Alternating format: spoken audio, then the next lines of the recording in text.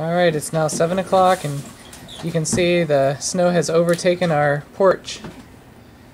It's now taller than our porch. And there goes Sadie and Kate out to use the bathroom.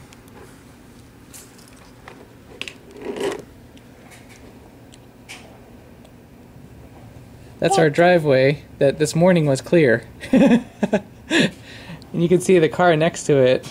The snow is all the way up to the window of the passenger seat. And that is our street that this morning was clear. Crazy. And it's still coming down. Sadie seems to like it. What do you think, Mason? What do you think? Mason and I are looking outside. Hey buddy, isn't the snow crazy? Oh, you need help opening that? Oh yes, it's so hard to open, isn't it?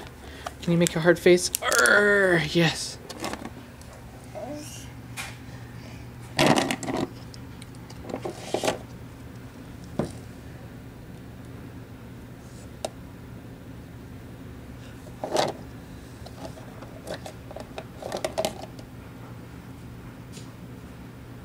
I don't know if you can see the snow, it's kind of blowing sideways in the street lamp.